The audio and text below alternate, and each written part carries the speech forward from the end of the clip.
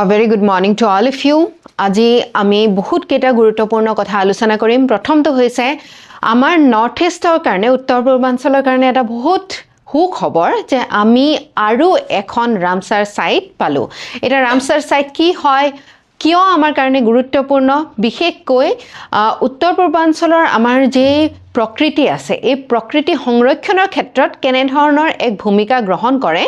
এই সমূহ ৰামসাৰ সাইটছে তাৰ বিষয়ে আমি আলোচনা কৰিম ওকে এই নতুন ৰামসাৰ সাইটৰ নাম হৈছে গ্ল'-আলকে ৰামসাৰ সাইট কোট আছে অৰুণাচল প্ৰদেশত আছে খুব ধুনীয়া এটা আমাৰ লেক বুলি আমি ক'ব পাৰো খুব ধুনীয়া এটা আমাৰ জলাশয় এটো আবাৰ টেলিগ্ৰামৰ স্ক্যান কোড যিসকলে এই পিডিএফ টো বিচাৰে এই কোডটো স্ক্যান কৰি পেলাই আমাৰ টেলিগ্ৰাম চ্যানেল জয়েন কৰিব পাৰে so glow' lake becomes 101st ৰামসাৰ site ইতিমধ্যে আমাৰ ভাৰতৰ 100টা ৰামসাৰ সাইট কমপ্লিট হৈছিলে আৰু 101 নম্বৰ ৰামসাৰ সাইটটো আমাৰ অৰুণাচল প্ৰদেশত এতিয়া কৰা হৈছে চিনাক্তকৰণ কৰা হৈছে আৰু এই সাইটৰ নাম হৈছে গ্ল' লেক ওকে এতিয়া গ্ল' লেকটো হৈছে আমাৰ অৰুণাচল প্ৰদেশৰ প্ৰথমটো ৰামসাৰ সাইট অৰুণাচল প্ৰদেশৰ ইয়াৰ আগৰলৈকে এটাও ৰামসাৰ সাইট নাছিলে আমাৰ অসমৰ ৰামসাৰ সাইট কোনটো ক'ব পাৰিবানে তোমালোকে কমেন্ট সেকশনত বা আমাৰ কমেন্টত লিখি জনোৱা a significant addition to India's wetland conservation network আমাৰ যিমানখিনি জলাশয় পিটনি ইত্যাদি সংৰক্ষণ কৰাৰ ক্ষেত্ৰত যিমান কেইটা ৰামসাৰ সাইট ইতিমধ্যে আছে তাৰে ভিতৰত আৰু এটা সংলগ্ন হৈছে এতিয়া তোমালোকে জানিব লাগিব এই ৰামসাৰ সাইটটো অৰুণাচল প্ৰদেশৰ ক'ত আছে অৰুণাচল প্ৰদেশৰ মিশমি পাহাৰত ৱাক্ৰো সাব ডিভিজন লোহিত ডিস্ট্ৰিক্টত এই ৰামসাৰ সাইটটো অৱস্থিত আৰু কামলাং টাইগাৰ ৰিজাৰ্ভ এই কামলাং টাইগাৰ ৰিজাৰ্ভৰ ভিতৰতে এই ৰামসাৰ সাইটটো আমি দেখিবলৈ পাওঁ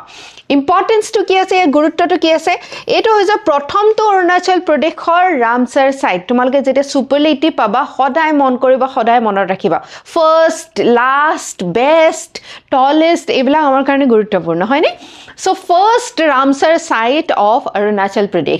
ইকোলজিক্যালি সেনসিটিভ হিমালয়ান ৱেটলেণ্ড আমি জানো যে আমাৰ হিমালয় পৰ্বতৰ যিবিলাক অঞ্চল এই অঞ্চলবিলাক ইকোলজিক্যালি বহুত সেনসিটিভ ইয়াৰ যেটো প্ৰকৃতি আছে পৰিবেশ আছে এই পৰিবেশ প্ৰকৃতি বেলেগ ঠাইৰ লগত একেবাৰে নিমিলে আৰু ই বহুত ফ্ৰেজাইল হয় ইয়াক যদি আমি ধ্বংস কৰি দিও তেনেহলে ইয়াক আকৌ পুনৰুজ্জীৱিত কৰাটো প্ৰায় মানে প্ৰায় সেই কামটো কৰিব নোৱাৰা হৈ যায় ঠিক আছে সাপোৰ্টস ৰেয়াৰ ফ্লোৰা এণ্ড ফনা বহুত ৰেয়াৰ বা বিলুপ্ত প্ৰায় আমি প্ৰাণী আৰু উদ্ভিদ এইখিনি জায়গাত দেখিবলৈ পাওঁ আৰু এইটো এটা ফ্ৰেশ ওয়াটাৰ ইকোসিস্টেম ৰামসাৰ সাইটছত কেতিয়াবা আমি সল্ট ওয়াটাৰ ইকোসিস্টেমো দেখিবলৈ পাওঁ বা নিমখীয়া পানীৰ যিবিলাক জলাশয় থাকে সেই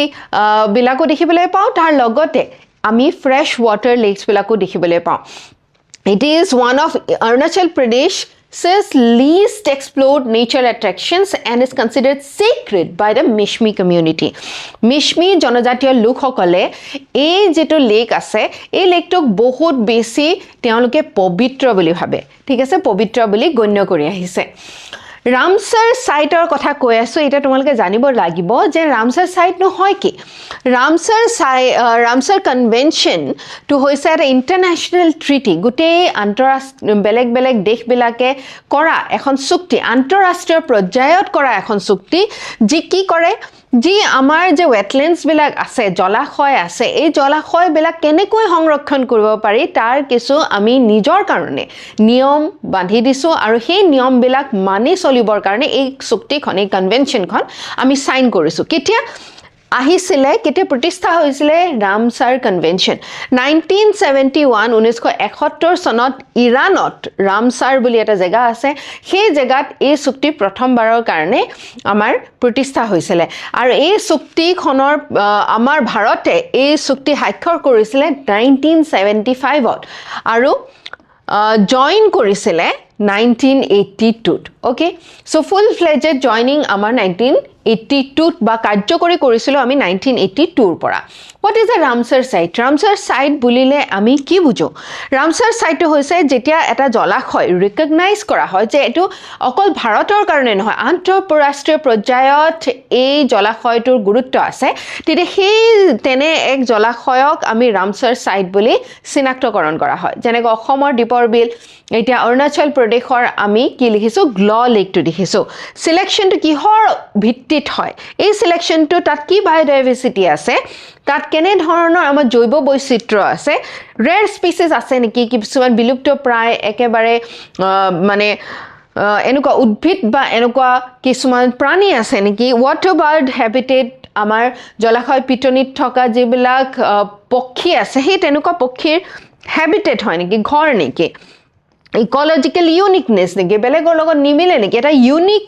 মানে জলাশয় হয় নেকি এইবিলাকৰ ওপৰত ভিত্তি কৰি আন্তঃৰাষ্ট্ৰীয় পৰ্যায়ত ৰামছাৰ সাইট হিচাপে যিকোনো এটা জলাশয়ক কি কৰা হয় চিনাক্তকৰণ কৰা হয় আৰু ইয়াৰ দ্বাৰা কি হয় ইয়াৰ দ্বাৰা আমাৰ যি জৈৱ বৈচিত্ৰ্য আছে এই জৈৱ বৈচিত্ৰ্যকো সংৰক্ষণ কৰাৰ এক পদক্ষেপ বুলি গণ্য কৰা হয় ওয়েটল্যান্ড ভেজিটেশন যি উদ্ভিদসমূহ আছে এম্ফিবিয়ান ফিশ migratory birds এই সকলো বিলাকৰ এটা সংৰক্ষণ পদ্ধতি বুলি আমি ক'ব পাৰো তাৰ লগতে ওয়াটাৰ বা আমাৰ পানীৰ যেটো ৰেগুলেশন যিমান এইবিলাক জলাশয় আছে আমাৰ পৃথিৱীত থকা পানী বিশেষকৈ ফ্ৰেশ ওয়াটাৰ পানীখিনি ধৰি ৰখাত বহুতখিনি ডাঙৰ অৰিহণা যোগায় তাৰ লগতে কাৰ্বন সেকুৱেষ্ট্ৰেচন আমি যিমান বিলাক ফসিল ফুয়েল মানে খাৰুৱা তেল ব্যৱহাৰ কৰি কাৰ্বন ডাই অক্সাইড এৰি দি আছো সেই কাৰ্বন ডাই অক্সাইডটো ধৰি ৰখাত আৰু আমাৰ গ্লোবাল টেম্পাৰেচাৰ যে আমাৰ পৃথিৱীখনৰ যি উষ্ণতা বৃদ্ধি পাই আছে সেই উষ্ণতাটো কমাই ৰাখিবৰ কাৰণে এই জলাশয়বিলাকৰ এটা গুৰুত্বপূৰ্ণ ভূমিকা আছে সেই কাৰণে ওয়েটল্যান্ডছ বিলাকক নেচাৰৰ কিডনি বুলি কয় আমাৰ শৰীৰটোৰ কিডনি কি কৰে আমাৰ ব্লাড বা আমাৰ পানী আমি যিমানখিনি ইনটেক লওঁ আমি তাক পিউৰিফাই কৰে ঠিক তেনেকৈ আমাৰ পৃথিৱীখনৰ পানী পিউৰিফাই কৰিবৰ কাৰণে এই জলাশয়বিলাকৰ এটা গুৰুত্বপূৰ্ণ ভূমিকা আছে বায়োডাইভাৰ্সিটি সিগনিফিকেন্স বিলাক আমি ইতিমধ্যে কথা পাতিলো আৰু ভাৰতৰ ৰামছাৰ সাইটৰ নেটৱৰ্কৰ কথা যদি পাতো গোটে বিশ্বৰ ভিতৰত আটাইতকৈ বেছি ৰামছাৰ সাইট থকা দেশৰ ভিতৰত পৰে ভাৰত কাৰণ ইতিমধ্যে আমি দেখিছো 101খন আমাৰ ৰামছাৰ সাইট ইতিমধ্যে আছে ইতিমধ্যে মানে চিনাক্তকৰণ স্বীকৃতি দিয়া হৈছে আৰু এই ওয়েটল্যান্ডছ বিলাক এটা বিশেষ জায়গাত মানে অৱস্থিত নহয় বেলেগ বেলেগ হিমালয়ত আছে গেঞ্জেটিক প্লেইনছত আছে কোস্টেল সাগৰীয় পাৰত আছে আইল্যান্ডস বিলাকত আছে ঠিক আছে আৰু নৰ্থ ইষ্ট ইণ্ডিয়াত আমি কি পাইছো দীপৰ বিল পাইছো আমি অসমত মণিপুৰৰ লকটাক লেক পাইছো অৰুণাচল প্ৰদেশৰ আমি গ্ল লেক পাইছো ঠিক তেনেকৈ সিকিম আৰু ত্ৰিপুৰাৰ তোমালোকে লিখিবা কোন কেইটা আমাৰ ৰামছাৰ সাইট আছে ওকে এটা তোমালোকে এটা এমসিকিউ কৰিবা এই ৰামছাৰ সাইট ভিত্তিক Ramsar Site Convention is an international treaty for conservation of and wise use of wetlands হয় নে হয় আন্তঃৰাষ্ট্ৰীয় পৰ্যায়ত কৰা এখন চুক্তি যি আমাৰ জলাশয় বিলাক সংৰক্ষণ কৰাৰ ক্ষেত্ৰত এটা গুৰুত্বপূৰ্ণ ভূমিকা গ্ৰহণ কৰে আৰু কেতিয়া আহিছিল এটো প্ৰথম ইয়াক এই চুক্তিখন আহিছিল 1971ত ইৰাণত ৰামছাৰ বুলি এখন জায়গাত আৰু ভাৰতে কেতিয়া ইয়াৰ স্বাক্ষৰ কৰিছিল আমাৰ ভাৰতে ইয়াক স্বাক্ষৰ কৰিছিল 1975ত 1982ত গৈ পেলে আমি ইয়াৰ সম্পূৰ্ণৰূপে কাৰ্যকৰী কৰিছিল হয়নে India became a contracting party to the Ramsar Convention in 1982 yes Ramsar designation automatically converts a wetland into a national park নহয় ৰামছাৰ সাইট হোৱাৰ লগে লগে হেকো ন্যাশনাল পাৰ্ক ৰাষ্ট্ৰীয় উদ্যান হৈ পৰিব নেকি নহয় ৰাষ্ট্ৰীয় উদ্যানৰ ক্ৰাইটেৰিয়া বিলাক বেলেগ আছে এইটো এটা ৰং ষ্টেটমেন্টস wetland designated as Ramsar sites are selected based on internationally agreed ecological criteria আমি আন্তঃৰাষ্ট্ৰীয় পৰ্যায়ত যিকেইটা ক্ৰাইটেৰিয়াৰ ওপৰত আমি একেলগ হৈছো বা আমি মানি লৈছো সেইখিনি ভিত্তিক আমি ৰামছাৰ সাইট বুলি ডেজিগনেট কৰিব পাৰো যেনেকৈ ইকোলজিক্যাল ইম্পৰ্টেন্স কি আছে ইউনিকনেস কি আছে কি ৰেয়াৰ বাৰ্ডছ বা আমি স্পিচিছ প্ৰাণী বা আমি উদ্ভিদৰ প্ৰজাতি বিলাক পাওঁ সেই ভিত্তিক হয়নে সো 3 to আমি যদি এলিমিনেট কৰি দিও 1 2 and 4 is the correct answer okay next এতিয়া তোমালোকে শুনিছাই চাগে আমাৰ যিটো সেন্সাছৰ যিটো প্ৰথম পৰ্যায় আমাৰ অসমত আৰম্ভ হৈ আছে আৰু এই সেন্সাছটো হৈছে সেন্সাছ 2027 আৰু ভাৰতৰ প্ৰথমটো ডিজিটেল সেন্সাছ ওকে আৰু এইটোৱে আমাৰ ভাৰতৰ কাৰণে কেনে ধৰণৰ ভূমিকা গ্ৰহণ কৰিব কি গুৰুত্ব আছে তাৰ বিষয়ে আমি আজি আলোচনা কৰিম এইটো জিএছ পেপাৰ 2 ৰ কাৰণে জিএছ পেপাৰ 1 ৰ কাৰণে অতি গুৰুত্বপূৰ্ণ আমাৰ সোসাইটি কালচাৰ যেটো তোমালকে জিএস পেপাৰ 1 ত পঢ়িব লাগে আৰু ভাৰতৰ কি আইন আছে নীতি আছে জিএস পেপাৰ 2 তাৰ ওপৰত ভিত্তি কৰি প্ৰশ্ন সোধা হয় এই দুইখন পেপাৰৰ কাৰণে অতি গুৰুত্বপূৰ্ণ এটা টপিক তোমালকে এইবাৰ এপিএসসি মেইনছত হয়তো আমি সেন্সাস ভিত্তিক প্ৰশ্ন পামেই ওকে সেইকাৰণে এই টপিকটো অতি গুৰুত্বপূৰ্ণ government of India officially launch কৰিছে সেন্সাস 2027 বেলেগ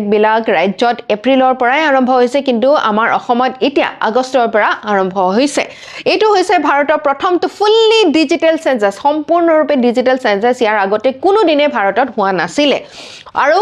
কোভিড-19 ৰ কাৰণে 2021 চনৰ যেটো আমাৰ সেন্সাস আছিল হেতু পিছপৰি ৰৈছিলে এটা কোভিডৰ পিছত ফুৱা প্ৰথমটো সেন্সাস হয় first post independent census with comprehensive caste enumeration for all communities jiman amar jati সম্প্ৰদায় ইত্যাদি আছে জনজাতি আছে হে caste based census amar bharator স্বাধীনতাৰ পিছত হোৱা প্ৰথমটো census ওকে আৰু এই census টোৱে কিহৰ ওপৰত আমাৰ গুৰুত্বপূৰ্ণ ভূমিকা গ্ৰহণ কৰিব কিহৰ ওপৰত প্ৰভাৱ পেলাব ওয়েলফেয়াৰ প্ল্যানিং এই censusৰ ওপৰত ভিত্তি কৰি অনাগত দিনত চৰকাৰে কোনবিলাক অঞ্চলত কোনবিলাক জাতি জনগোষ্ঠীৰ কাৰণে বিশেষ ধৰণৰ মানে সাহায্য বিশেষ ধৰণৰ ওয়েলফেয়াৰ ডেভেলপমেন্ট বিকাশৰ কাৰণে কেনে ধৰণৰ পদক্ষেপ হাতত ল'ব হেতুৰ কাৰণে এটা বহুত গুৰুত্বপূৰ্ণ মানে আমাৰ কাৰণে ডেটা হৈ ৰব তাৰ লগতে ডিলিমিটেশন আমাৰ সংবিধানৰ 82 যেটো আৰ্টিকেল আছে বা অনুচ্ছেদ আছে এই আৰ্টিকেলত লিখা হৈছে যে প্ৰতি 10 বছৰৰ মূৰে সেন্সাস হ'ব আৰু সেই সেন্সাসৰ ওপৰত ভিত্তি কৰি আমাৰ যিবিলাক কনস্টিটুৱেন্সিজ আছে সেই কনস্টিটুৱেন্সিজ বিলাকৰ বাউণ্ডাৰিজ বিলাকো হলনি হ'ব পাৰে কনস্টিটুৱেন্সিজ বিলাক population ভিত্তিক হয় মানে আমাৰ জনসংখ্যা ভিত্তিক আমাৰ একোটা কনস্টিটুৱেন্সি বা আমাৰ সমষ্টি নিৰ্ধাৰণ হয় আৰু যেতিয়া এই পপুলেশন বৃদ্ধি হয় সেই অনুসৰি আকৌ আমাৰ সমষ্টি বিলাকৰ পুনৰ নিৰ্ধাৰণৰ কথা আমাৰ সংবিধানৰ 82 নম্বৰ আৰ্টিকেলত লিখা হৈছে সো এই সেন্সাসৰ পিছত আমি নিশ্চিতভাৱে এটা ডিলিমিটেশন কমিশন গঠন হোৱা দেখিবলৈ পাম যেটো ডিলিমিটেশন 2002 চনত 2026 চনৰ লৈকে ফ্ৰিজ কৰা হৈছিল সেই ডিলিমিটেশনটোৰ যেটো মিয়াদ এটা উকলিব আৰু এই মিয়াদটো উকলাৰ লগে লগে গোটেই ভাৰতবৰ্ষৰ সমগ্ৰ ভাৰতবৰ্ষত আমি পুনৰ নতুনকৈ ডিলিমিটেশন দেখিবলৈ পাম তাৰমানে আমাৰ সমষ্টি বিলাকক পুনৰ নিৰ্ধাৰণ হ'বলৈ গৈ আছে এই সেন্সাসৰ ভিত্তিক ৰিসোৰ্স এলোকেশন যিমান সম্পদ আছে চৰকাৰৰ কাম হৈছে সেই ৰিসোৰ্সেস বিলাক সেই সম্পদ বিলাক সকলোৰে আমাৰ দেশবাসীৰ লগত সমানভাৱে বুলি মানে ক'ব নোৱাৰো কিন্তু তথাপিও ভালকৈ বিভক্তিকৰণ কৰা ভগাই দিয়া কামটো এতিয়া হ'ব evidence based policy making policy বনোৱাৰ আগতে আমাৰ ওচৰত কি তথ্য আছে সেই তথ্যখিনি কিহৰ ওপৰত ভিত্তিক সেই তথ্যখিনি ভিত্তি কৰিব আমাৰ 2027 চনৰ সেন্সাসৰ ওপৰত ওকে সো এই ফিচাৰ্স খিনি এতিয়া তোমালোকে দেখিছা যে ভাৰতৰ প্ৰথমটো ফুল্লি ডিজিটেল সেন্সাস ইয়াত আমি নিজে গৈ নিজৰ কথা আমি সেলফ এনিউমেৰেশন কৰিব পাৰো মানে কি হয় সেন্সাস মানে কি হয় হেড কাউন্ট আমাৰ কিমান জনসংখ্যা আছে আৰু আমাৰ জনসংখ্যা যেতিয়া মোৰ কথা খুদিব মই ক'ত থাকো মই কি কৰো মোৰ কাষ্ট কি হয় মোৰ ধৰ্ম কি হয় এইবিলাক বহুত কথা আহি যায় সেই গুটেইখিনি কাষ্ট এনিউমেৰেশন ইয়াৰ দ্বাৰা এটা কৰা হ'ব mobile app based data collection কৰা হ'ব মোবাইল এপৰ দ্বাৰা জিআইএস আৰু স্যাটেলাইট ম্যাপিং কৰা হ'ব সঠিককৈ এই তথ্যবিলাক উদ্ধাৰ কৰিবৰ কাৰণে real time monitoring through census management and monitoring system এটা বিশেষ সিস্টেম ইয়াৰ কাৰণে বনোৱা হৈছে এই সিস্টেমটোৰ নাম হৈছে census management and monitoring system আৰু দুটা ফেজত এই সেন্সাসটো কণ্ডাক্ট কৰা হ'ব প্ৰথমটো ফেজ হ'ব হাউস লিস্টিং বা হাউসিং সেন্সাস ঘৰ বিলাকৰ ইয়াৰ পৰা তথ্য উলোৱা হ'ব কিমানটা ঘৰ আছে তাৰ পিছত পপুলেশন সেন্সাস পপুলেশন এনিউমেৰেশন জনসংখ্যাৰ যেটো সেন্সাস হেতু ফেজ 2 ৰ পৰা আৰম্ভ হ'ব তাৰমানে এতিয়া আমাৰ অসমত কি চলি আছে আমাৰ অসমত চলি আছে ফেজ 1 আমাৰ হাউস লিষ্টিঙৰ যেটো অপাৰেশন হয় সেইটো বস্তু চলি আছে সেন্সাস মানে কি সেন্সাস মানে হৈছে আমাৰ জনসংখ্যাৰ গণনা হয়নে census is the official enumeration of population জনসংখ্যাৰ গণনা conducted periodically to collect demographic social and economic data আমাৰ জনসংখ্যাৰ দেশখনত কিমান জনসংখ্যা আছে সেই জনসংখ্যাই কি ভিত্তিত কি বেলেগ পেছাত জড়িত হৈ আছে আয় কৰিছে কিমান ব্যয় কৰিছে কিমান হেবিলাক ওকে আৰু এই ডেটাবিলাক আমাৰ সোশ্যাল আৰু ইকোনমিক ডেটাবিলাক কালেক্ট কৰে আমাৰ office of registrar general census commissioner of India RGI এটো তোমালকে মনত ৰাখিবই লাগিব সেন্সাসৰ বেগ ডাঙৰ কামটো কোনে গুটেই কামটো পৰিচালনা কৰে office of registrar general census commissioner of India যেটো আমাৰ কেন্দ্ৰ গৃহ মন্ত্ৰালয়ৰ অধীনত পুনপটীয়াকৈ কাম কৰে ঠিক আছে মিনিষ্ট্ৰি অফ হোম এফেয়াৰ্ছৰ অধীনত কাম কৰে আৰু প্ৰতি 10 বছৰে আমাৰ দেশত সেন্সাস হ'ব বুলি এই কথা উল্লেখ কৰিছে ওকে ফাৰ্স্ট সেন্সাসটো আমাৰ হৈছিল 1872 ব্ৰিটিছৰ শাসনকালত যেটো ইমান বেছি সিনক্ৰনাইজ নাছিলে কিন্তু 1881 প্ৰথমটো সিনক্ৰনাইজ ভালকৈ অৰ্গানাইজড কৰা এটা সেন্সাস হৈছিল Census is India's largest source of primary demographic data. আমাৰ জনসংখ্যাৰ বা আমাৰ যি সকল লোক আছে আমাৰ লোকসকলৰ ডেটা উলোৱাৰ কাৰণে অফিশিয়ালি এটো হৈছে আটাইতকৈ ডাঙৰ এটা পৰিক্ৰমা ঠিক আছে কনস্টিটিউশনত সেন্সাসৰ কথা ওপেন মানে এক্সপ্লিসিটলি মেনশন কৰা হোৱা নাই কিন্তু ইয়াৰ লিগ্যাল বেসিস আছে এখন আইন আছে আমাৰ যিখন আইন হৈছে সেন্সাস আইন 1948 আৰু ইয়াত কি কৈছে এই আইনখনে কি কয় এই আইনখনে কৈছে যে কালেকশন অফ সেন্সাস ডেটা আমাৰ প্ৰতি 10 বছৰে সেন্সাস অনুষ্ঠিত কৰা হ'ব দেখত আৰু এই দেখৰ এই সেন্সাসৰ ডেটা বিলাক কনফিডেন্সিয়ালি ৰখা হ'ব ওকে কাগজ শেয়াৰ কৰা নহব সৰকাৰৰ ওচৰত যি তথ্য আহিব সৰকাৰে সেই ডেটা বিলাক কাগজ শেয়াৰ নকৰিব এপইন্টমেন্ট অফ সেন্সাস অফিচাৰ্স এই সেন্সাসটো পৰিচালনা কৰিবৰ কাৰণে সেন্সাস অফিচাৰ্স নিয়োগ কৰা হ'ব আৰু এই বস্তুটো সেন্সাসৰ কথা আমাৰ সংবিধানত কোড আছে সেন্সাসৰ কথা এন্ট্ৰি 69 ইউনিয়ন লিষ্টত 7 স্কেডিউলত আছে সেন্সাস আমাৰ ৰাজ্য চৰকাৰে কৰিব নোৱাৰে সেন্সাস যদিও ৰাজ্য চৰকাৰৰ যি সকল লোক আছে সম্পূৰ্ণ ওতঃপ্ৰোতভাৱে জড়িত হৈ আছে কিন্তু সেন্সাসৰ ডিসিশনস বিলাক আমাৰ ইউনিয়ন বা কেন্দ্ৰ মন্ত্ৰালয় বা কেন্দ্ৰ পাৰ্লিয়ামেন্টে হে ল'ব পাৰিব So, ইয়াত কি হ'ব এটো মোবাইল এপ্লিকেশনৰ দ্বাৰা গুটেখিনি কাম কৰা হ'ব ক্লাউড বেস ষ্টৰেজ কৰা হ'ব আমি সিটিজেন নাগৰিকসকলে অনলাইন এই গুটেখিনি ডেটা দিব পাৰিম আৰু স্যাটেলাইট ম্যাপিংৰ দ্বাৰা এইখিনি কাম সম্ভৱ কৰি তোলা হ'ব কাষ্টৰ এনুমেৰেশন কৰা হ'ব কাষ্টৰ বেসিছত আমি নিজৰ এনুমেৰেশন দিব পাৰিম আমাৰ গুটে ডেটা আমাৰ কমিউনিটিজ সমূহে আমাৰ সম্প্ৰদায় সমূহে দিব পাৰিব ঠিক আছে আৰু এই ডেটা বিলাকৰ দ্বাৰা যথেষ্ট গভৰ্নেন্স বা আমাৰ দেশখন পৰিচালনা আমাৰ দেশখন শাসন কৰাৰ ক্ষেত্ৰত আমাৰ দেশখনত কেনেকুৱা ওয়েলফেয়াৰ স্কিমছ আঁচনি নীতি অনাৰ ক্ষেত্ৰত এটা গুৰুত্বপূৰ্ণ তথ্য হিচাপে গণ্য কৰা হ'ব ওকে আৰু মই ইতিমধ্যে কৈছো আৰ্টিকল 82 ডিলিমিটেশনৰ কথা কোৱা হৈছে যে প্ৰতিটো সেন্সাসৰ পিছত যি জনসংখ্যা বৃদ্ধি হ'ব সেই বৃদ্ধিত আমাৰ সেই সেন্সাসৰ ভিত্তিত আমাৰ ৰিডিস্ট্ৰিবিউশন অফ পাৰ্লিয়ামেন্টাৰী সিটস বা আমাৰ যি সমষ্টিসমূহ আছে এই সমষ্টিসমূহ পুনৰ নিৰ্ধাৰণ কৰা হ'ব পাৰ্লিয়ামেন্টৰো আৰু আমাৰ বিধান সভাৰো ঠিক আছে সেই কাৰণে এই সেন্সাসটো আমাৰ কাৰণে অতি গুৰুত্বপূৰ্ণ ইয়াৰ ভিত্তিক তোমালকে এটা প্ৰশ্ন এতিয়া সমাধান কৰিবা Census is conducted under provisions of Census Act 1948 yes এই আইনখন অতি গুৰুত্বপূৰ্ণ বুলি আমি অলপ আগতে ডিসকাস কৰিলো এই আইনখনৰ অধীনতে সেন্সাস কন্ডাক্ট কৰা হয় population census is subject under concurrent list of the constitution আমি অকনমান আগতে কি পঢ়িছিলো এটা concurrent list নহয় কি লিষ্ট হয় 7 scheduler ইউনিয়ন লিষ্ট এই ইউনিয়ন লিষ্টৰ এটা অংশ হয়নে আমি ষ্টেটে ইয়াৰ ওপৰত কোনো ডিসিশন ল'ব নোৱাৰে census data forms the basis for delimitation of parliamentary assembly seats yes census data অনুসৰি আমাৰ সমষ্টি পুনৰ নিৰ্ধাৰিত কৰা হয় এটো শুদ্ধ হয় so 4 নম্বৰতে কি কৈছে individual information collected during the census can be disclosed under the right to information act 2005 no censusৰ পৰা যিখিনি ডেটা কালেক্ট কৰিব চৰকাৰে সেইখিনি censusৰ ডেটা কাকো নিদিয়ে RTI যোগেৰেও আমি বিচাৰিলেও চৰকাৰে সেইখিনি তথ্য আমাক দিব নোৱাৰে এটো ভুল কথা সো এই দুটা 2 and 4 are not correct 2 and 4 যত আছে আমি যদি এলিমিনেট কৰি দিও 1 and 3 is the correct answer okay ইয়াৰ ওপৰত ভিত্তি কৰি তোমালোকে মেইনছৰ এটা উত্তৰ লিখিবা হেতু হৈছে discuss the significance of census in governance welfare delivery and democratic representation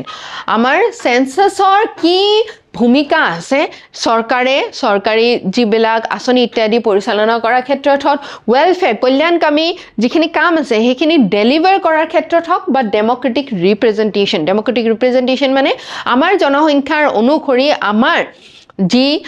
মানে প্ৰতিনিধি হ'ব সেই কথাটো নিৰ্ধাৰণ কৰাৰ ক্ষেত্ৰত examine the opportunity challenges associated with India's transition towards a fully digital census আমিতো ভাৰতৰ প্ৰথমটো fully digital census অনুষ্ঠিত কৰিবলৈ গৈ আছো এই ক্ষেত্ৰত আমাৰ কেনে ধৰণৰ প্ৰত্যাহ্বান আহিব গৈ আছে আৰু ইতিমধ্যে আহিছে আৰু কেনে ধৰণৰ সুযোগ আহিবলৈ গৈ আছে সেই কথা তোমালোকক লিখিবলৈ কৈছে ওকে Next, আমাৰ ওচৰৰে এখন ৰাষ্ট্ৰ বৰ্তমান সময়ত এটা ক্ৰাইসিছত আছে এটা ডাঙৰ বিপৰ্যয়ত আছে বহুত ডাঙৰ এটা সমস্যাত আছে সেই ৰাষ্ট্ৰখন হৈছে মিয়ানমাৰৰ এটা ডাঙৰ ক্ৰাইসিস হৈ আছে যেটো হৈছে ডেমোক্ৰেটিক ক্ৰাইসিস তাৰ যিখন গণতন্ত্ৰ অনুষ্ঠিত কৰিবলৈ বা দেশৰ গণতন্ত্ৰ এতিয়া তাতে বিৰাজমান হোৱা নাই এই গণতন্ত্ৰ কেনে অৱস্থাত আছে তাৰ বিষয়ে আমি আলোচনা কৰিম প্ৰথমে এই ব্যক্তিগৰাকীক তোমালোকে চিনি পাইছানে এই ব্যক্তিগৰাকী আন্তঃৰাষ্ট্ৰীয় পৰ্যায়ত এগৰাকী বহুত বিশেষ ব্যক্তি এখেতৰ নাম হৈছে অং সাং সু কি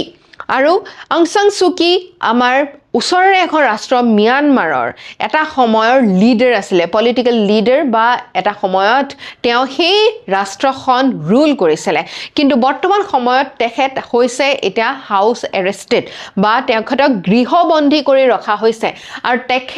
তেখেতে কেনেকুৱা পৰিস্থিতিত আছে তেওঁ জীয়াই আছে নে নাই তেওঁ স্বাস্থ্য এতিয়া বৰ্তমান কেনেকুৱা তাৰ খবৰ লবৰ কাৰণে ICRC তেখেতক ভিজিট কৰিলে তেখেতক লক কৰিলে প্ৰথমবাৰৰ কাৰণে ইন 5 years ওকে আৰু ইয়াৰ বিষয়ে আমি আজি আলোচনা কৰিম মিয়ানমাৰত এটা কি হৈছে মিলিটাৰী ৰেজিম চলি আছে মিলিটাৰী শাসন চলি আছে আৰু মিলিটাৰী শাসন ডেমোক্ৰেটিক বা আমাৰ গণতান্ত্ৰিক শাসনতকৈ যথেষ্ট বেলেগ মিলিটাৰী শাসন যেতিয়া কৰে তেতিয়া আমাৰ যেবিলাক ৰাইটস আছে আমাৰ অধিকাৰ আছে সেই অধিকাৰ যথেষ্ট কমি আহে মিলিটাৰী শাসন বহুত বেছি কাৰা তাত যিসকল নাগৰিক থাকে নাগৰিকসকলে মুক্ত মনেৰে মানে যেনেকৈ আমি গণতান্ত্ৰিক দেশ এখনত জীয়াই থাকো সেইদৰে জীয়াই থকাৰ পৰা বঞ্চিত হয় আৰু মিয়ানমাৰৰ এটা জুন্তা ৰেজিম চলি আছে হুন্টা বুলিও কয় এই মিলিটাৰী ৰেজিমটোত তেওঁলোকে কি কৰিছে অং সাং সু কিক গৃহবন্দী কৰি ৰাখি থৈছে আৰু গৃহবন্দী কৰি থকা অৱস্থাতে এটি international committee of the red cross এই বিশেষ সংস্থা যেটো আন্তঃৰাষ্ট্ৰীয় সংস্থা তাৰে পৰা ৰিপ্ৰেজেন্টেটিভ তাৰে প্ৰতিনিধি আহি তেখেতৰ প্ৰথমবাৰৰ কাৰণে লক কৰিলে আফটাৰ 2021 চনৰ পৰা তেখেতক গৃহবন্দী কৰি ৰখা হৈছে যেতিয়াৰে পৰা তাতে মিলিটাৰী কু হ'ল মিলিটাৰী কু মানে কি যেতিয়া এটা শাসন প্ৰণালী আমাৰ যেটো মানে যেনে ধৰণে এতিয়া আমাৰ কি আছে আমাৰ সংবিধান সন্মত প্ৰাইম মিনিষ্টাৰ আছে প্ৰেসিডেন্ট আছে আমাৰ জুডিশিয়াৰি আছে হয়নে আমাৰ এক্সিকিউটিভ আছে আমাৰ কাউন্সিল অফ মিনিষ্টাৰ্স আছে এনে ধৰণে আমাৰ দেশখন এতিয়া শাসন মানে আমাৰ শাসন প্ৰণালী চলি আছে আমাৰ নেক্সট যেটা ইলেকশন হ'ব আকৌ সেই গভৰ্ণমেন্ট হলনি হ'ব পাৰে কাৰণ গণতান্ত্ৰিক ভিত্তিত আমাৰ দেশখন পৰিচালিত হৈ আছে যদি ধৰিলো আমাৰটোতে ডিফেন্স এটাও আছে আমাৰটোতে আৰ্মিও আছে যদি আৰ্মিয়ে আমাৰ যি প্ৰতিষ্ঠিত যি গভৰ্ণমেন্ট এই গভৰ্ণমেন্টখনক উফৰাই সেই গুটেই শাসন যদি মিলিটাৰী লৈ আহে তেনেহলে সেই ব্যৱস্থাটো কোৱা হয় কু আৰু যেটো মিলিটাৰী কু আমি মিয়ানমাৰত হেহতিয়াকৈ 2021 চনত দেখিবলৈ পালো যেটো কাৰণত তেওঁলোকৰ এতিয়া গণতন্ত্ৰ সেই দেশত বিৰাজমান নাই আৰু তেওঁলোকৰ যিজন লিডাৰ গণতান্ত্ৰিক লিডাৰ আছিলে বা নেতা আছিলে নেত্ৰী আছিলে অং সাং সু কি এই অং সাং সু কি গৃহবন্দী কৰি ৰাখিছে আৰু অং সাং সু কি এতিয়া এই যেটো মিটিং হল ৰেড ক্ৰছ সোসাইটিৰ ফালৰ পৰা ৰেড ক্ৰছ কমিটিৰ তৰফৰ পৰা গৈ পেলাই প্ৰতিনিধিয়ে যেতিয়া তেওঁক লক কৰিলে এটা ডাঙৰ মেছেজ কৈছে সো ব্যাকগ্ৰাউণ্ডটো যদি আমি মিয়ানমাৰৰ এই অৱস্থা কেনেকৈ হ'ল তেতিয়া চাওঁ, তেতিয়া দেখিবলৈ পাওঁ মিয়ানমাৰ এটা সময়ত বাৰ্মা বুলি কৈছিলে 1948ত আমাৰ ভাৰতৰ ঠিক একে সময়তে তেওঁলোকেও মানে ব্ৰিটিছৰ শাসনৰ পৰা মুকলি হৈছিলে, স্বাধীনতা পাইছিলে। কিন্তু তেওঁলোকে এখন গণতান্ত্ৰিক দেশ হিচাপে যদিও নিজকে থিয় কৰিবলৈ যত্ন কৰিছিলে, সেই গণতন্ত্ৰ কিন্তু বহুদিন বাচি নাথাকিলে। আৰু অং সাং সু কিৰ দেউতাকে হৈছে সেই যে মানে ব্ৰিটিছ শাসনৰ পৰা পৰিত্ৰাণ পাবৰ কাৰণে যি প্ৰচেষ্টা হাতত লৈছিলে, সেই প্ৰচেষ্টাৰ মূল তেওঁ নায়ক আছিলে, নেতা আছিলে। আৰু সেইকাৰণে তেওঁ ফাউণ্ডাৰ অফ মডাৰ্ণ ম্যানমাৰ বুলি কোৱা হয়, ফাউণ্ডাৰ অফ মডাৰ্ণ বাৰ্মা বুলি কোৱা হয়। আৰু চুকিৰ দেউতাকে কিন্তু 1948ত স্বাধীনতা লাভ কৰাৰ আগতেই তেখেতৰ মানে মৃত্যু হৈছিলে। তাৰপিছত 1962ত কি হ'ল, 1962ত মিলিটাৰী কু হ'ল। আৰু মই ইতিমধ্যে বুজাইছোঁ মিলিটাৰী কু কি হয়। মিলিটাৰী কুৰ পিছত মিলিটাৰী ৰুল চলিলে বহু বছৰ। আৰু মিলিটাৰী ৰুল চলিলে কি হয়, মিলিটাৰী একেবাৰে শীৰ্ষ পজিশ্যনত যি থাকে সেই ব্যক্তিজন অতিকৈ বেছি প্ৰভাৱশালী, অতিকৈ বেছি প্ৰতাপী হৈ যায়। আৰু প্ৰতাপী হোৱাৰ লগে লগে একেবাৰে টোটেলিটেৰিয়ান গভৰ্ণমেণ্ট এখন আৰম্ভ হয়, নিজে মানে যিটো কোৱা হয় স্বেচ্ছাচাৰী শাসন আৰম্ভ হৈ যায়। আৰু সেই স্বেচ্ছাচাৰী শাসনৰ কবলত পৰিলে আমাৰ যি অধিকাৰ থাকে, আমাৰ সাধাৰণ ৰাইজৰ যি অধিকাৰ থাকে সেইখিনি যথেষ্ট খৰ্ব হয়। অ'কে, আৰু 1990ত কিন্তু ডেমক্ৰেটিক ট্ৰেনজিশ্যন কৰিবলৈ যত্ন কৰা হৈছিলে, য'ত National League for Democracy led by Aung San সু কি ৱন overwhelmingly। তেতিয়া অং সাং সু কিয়ে 1990তে সেই ডেমক্ৰেটিক ইলেকশ্যনত জিকিছিলে। Military refuse to transfer power, কিন্তু মিলিটাৰী কি কৰিলে, যদিও অং সাং সু কি জিকিলে তেওঁক সেই পাৱাৰ ট্ৰান্সফাৰ কৰিবলৈ মান্তি নহ'ল। অং সাং সু কিৰ অন্য এটা বহুত গুৰুত্বপূৰ্ণ কথা যে অং সাং সু কিয়ে নিজৰ শিক্ষা আমাৰ ভাৰতত লাভ কৰিছিলে। আমাৰ ভাৰতৰ দিল্লী বিশ্ববিদ্যালয়ৰ অধীনত লেডি শ্ৰীৰাম কলেজত তেওঁ গ্ৰেজুৱেশ্যন লৈছিলে। অ'কে, আৰু 2008ত কি কৰিলে, তেওঁলোকৰ যিখন সংবিধান আছিলে সেই সংবিধানখন পুনৰ তেওঁলোকে সংশোধন কৰিলে, নতুন এখন সংবিধান আনিলে। আৰু এই সংবিধানখন কোনে বনালে, প্ৰাইমেৰিলি মিলিটাৰীয়ে বনালে। আৰু মিলিটাৰী কি কৰিলে, 25% ছিট পাৰ্লিমেণ্টৰ সংসদৰ 25% ছিট মিলিটাৰীৰ কাৰণে ৰিজাৰ্ভ কৰিলে। ভাবি চোৱাচোন, আমাৰ মিলিটাৰীৰ কাৰণে কিবা ৰিজাৰ্ভেশ্যন আছেনে আমাৰ গণতন্ত্ৰত? নাই। যদি মিলিটাৰীয়ে নিজৰ কাৰণে 25% ছিট ৰিজাৰ্ভ কৰি থৈ লয়, সেই মিলিটাৰী কিমান বেছি শক্তিশালী হ'ব পাৰে। আৰু তেওঁলোকে গভৰ্ণমেণ্টৰো কিছুমান মিনিষ্ট্ৰিজ কেৱল মিলিটাৰীয়ে শাসন মানে অধীনত থাকিব বুলি তেওঁলোকে আনিলে, যিবিলাক মিনিষ্ট্ৰিজ অতি গুৰুত্বপূৰ্ণ, defence, home affairs, border affairs ইত্যাদি। আমাৰ কাৰণে কি হয়, গণতান্ত্ৰিক দেশ এখনৰ কাৰণে আমাৰ চিভিল মিনিষ্টাৰ এজনে আমাৰ ডিফেন্স মিনিষ্ট্ৰিটো চায়। ঠিক তেনেকৈ হোম মিনিষ্ট্ৰীৰ অধীনত আমাৰ CRPF বা অন্য পেৰামিলিটাৰী ফ'ৰ্চেছ আহে। কিন্তু গণতান্ত্ৰিকৰ সলনি যেতিয়া মিলিটাৰী কু হয়, দেখিছেনে এই গুৰুত্বপূৰ্ণ যিবিলাক মন্ত্ৰালয় আছে এই মন্ত্ৰালয়সমূহ মিলিটাৰী অধীনত আহি যায়। অ'কে, ৰিজাল্টটো কি হয় যে আমাৰ গণতন্ত্ৰটো তেতিয়া আমাৰ কোনো ধৰণৰ বাচি নাথাকে। 2021 চনত আকৌ মিলিটাৰী কু হ'ল। আৰু মিলিটাৰী কুৱে কি কৰিলে, 2020 চনত যে অং সাং সু কিয়ে পুনৰ জিকিছিলে সেই ৰিজাল্টটো নাকচ কৰি দিলে আৰু ক'লে যে ষ্টেট অফ এমাৰ্জেঞ্চি, যেনেকৈ আমাৰ 1975ত এমাৰ্জেঞ্চি ডিক্লেয়াৰ কৰা হৈছিলে, ঠিক তেনেকৈ এমাৰ্জেঞ্চি ডিক্লেয়াৰ কৰিলে। অং সাং সু কিক তেওঁলোকে এৰেষ্ট কৰি ৰাখিলে। ঠিক আছে, আৰু বেলেগ বেলেগ ছিনিয়ৰ লিডাৰ্ছবিলাককো মিলিটাৰী জাষ্টিফিকেশ্যন দিছে যে এই ইলেক্টৰেল ফ্ৰড হৈছিলে, ভালকৈ ইলেকশ্যন হোৱা নাছিলে ইত্যাদি কৰি পেলাই তেওঁলোকে নিজৰ আচলতে শাসনটো তেওঁলোকৰ অধীনৰ পৰা, তেওঁলোকৰ কবলৰ পৰা এৰি দিবলৈ তেওঁলোকে মান্তি হোৱা নাছিলে। আৰু তাৰে পিছৰ পৰা আমি ম্যানমাৰত বিভিন্ন জেগাত বিভিন্ন ৰেবেল গ্ৰুপছ, বিভিন্ন সন্ত্ৰাসবাদী সংগঠনে বেলেগ বেলেগ অঞ্চল নিজৰ কবলত ৰখাও দেখিবলৈ পাইছোঁ। এতিয়া ইণ্টাৰনেশ্যনেল ৰেড ক্ৰছ কমিটি কি হৈছে, এইটো এটা হিউমেনিটেৰিয়ান অৰ্গেনাইজেশ্যন, নিউট্ৰেল হয়, কোনো আইডিঅলজি, কোনো পক্ষপাতিত্বত নহয়, নিউট্ৰেলি দেশবিলাকৰ ভাল বেয়া মানে সাধাৰণ জনতাৰ হিউমেন ৰাইটছৰ ওপৰত বা হিউমেনিটেৰিয়ানৰ ওপৰত কাম কৰা এটা সংস্থা। 1863তে এষ্টাব্লিছ কৰা হৈছিলে, প্ৰতিষ্ঠা কৰা হৈছিলে। ইয়াৰ হেডকোৱাৰ্টাৰ আছে জেনেভা, ছুইজাৰলেণ্ডত। আৰু ই কি কৰে, বেলেগ বেলেগ দেশত প্ৰিজেন্সবিলাকতো যিসকল লোক আছে তেওঁলোকে ভালকৈ আছেনে নে নাই, কাৰাগাৰত থকা ব্যক্তিসকল, চিভিলিয়ানসকলৰ খবৰ খাতি লয়। আৰু ডিজাষ্টাৰ ইত্যাদি হ'লেও, দুৰ্যোগ ইত্যাদি হ'লেও তেওঁলোকে তাৰ তাৰে বহুখিনি সহায় সাহায্য ইত্যাদি দিয়ে ঠিক আছে এতিয়া তেওঁলোকৰ প্ৰতিনিধি গৈ পেলাই অং সান সু কিক লগ কৰিছে এতিয়া ইণ্ডিয়াৰ ইণ্টাৰেষ্ট কি আছে মিয়ানমাৰত যি চলি আছে আমিনো কিয় আমাৰ কাৰেণ্ট এফেয়াৰ্ছত এই কথা পঢ়িছোঁ কাৰণ ভাৰতে 1643 কিলোমিটাৰ ইমান দীঘল এটা আমি সীমা মিয়ানমাৰৰ লগত আমি ভগাই লওঁ শ্বেয়াৰ কৰোঁ আৰু ASEANৰ কাৰণে ASEAN দেশসমূহৰ কাৰণে মিয়ানমাৰ হৈছে গেটৱে আমি ট্ৰাইলেটাৰেল হাইৱেৰ কথা তোমালোকে হয়তো শুনিছা ইণ্ডিয়া মিয়ানমাৰ থাইলেণ্ড এটা সময়ত আমি থাইলেণ্ডৰলৈকে গাড়ীৰে যাব পাৰিম যদি এই ট্ৰাইলেটাৰেল হাইৱেটো কমপ্লিট হয় এতিয়া এই ট্ৰাইলেটাৰেল হাইৱেটো আমাৰ ইণ্ডিয়াৰ ভাগটো কমপ্লিট হৈছে থাইলেণ্ডৰ ভাগটো কমপ্লিট হৈছে কিন্তু মিয়ানমাৰতে ৰৈ গৈছে কিয় কাৰণ এতিয়াও তাতে জুণ্টা ৰেজিম বা মিলিটাৰী ৰেজিমৰ কাৰণে বহুখিনি অঞ্চল এই সন্ত্ৰাসবাদ বা ৰিবেল গ্ৰুপছবিলাকে মানে শাসন কৰি থকাৰ কাৰণে বহুখিনি অঞ্চলত এতিয়াও এই ৰোড কানেক্টিভিটি পাব পৰা হোৱা নাই Kaladan multimodal project transport project আমি মিয়ানমাৰত কৰি আছো তেওঁলোকৰ আন্তঃগাঁথনিত আমি সহায় কৰিছো কাৰণ আমাৰ সেই আন্তঃগাঁথনিয়ে আমাৰ যি ভাৰতৰ স্বাৰ্থ আছে সেই ভাৰতৰ ন্যাশনাল সিকিউৰিটি আছে তাত যথেষ্ট সহায় কৰিব ওকে আৰু এই ধৰণৰ বেয়া অৱস্থা যেটো আমি মিয়ানমাৰত চলি আছে তাৰ কাৰণে আমি কি দেখিবলৈ পাওঁ ৰিফিউজি ক্ৰাইসিস আমি দেখিবলৈ পাওঁ তোমালোকে হয়তো শুনিছা মণিপুৰত কুকি ক্ৰাইসিস এটা আছে মিজোৰামত আছে কুকি ক্ৰাইসিস কাৰণ কুকি জনগোষ্ঠীয় যিসকল লোক তাতে বহুত বেছি অত্যাচাৰ বহুত বেছি মানে সমস্যাত ভুগি ইণ্ডিয়াৰ ফালে গুছি আহে ঠিক আছে সেই ৰিফিউজিৰ ক্ৰাইসিস এটা আছে আৰু ড্ৰাগ ট্ৰাফিকিং মই প্ৰায়ে কৈ থাকো গোল্ডেন ট্ৰায়াঙ্গলত মিয়ানমাৰ এটা অংশ হয় ঠিক আছে তাৰ পৰা ড্ৰাগছ আহে আৰু ড্ৰাগছৰ পৰা আমাৰ সমাজখন এতিয়া কেনে ধৰণে এটা ডাঙৰ সমস্যাত পৰিছে হেতু হয়তো আমি মানে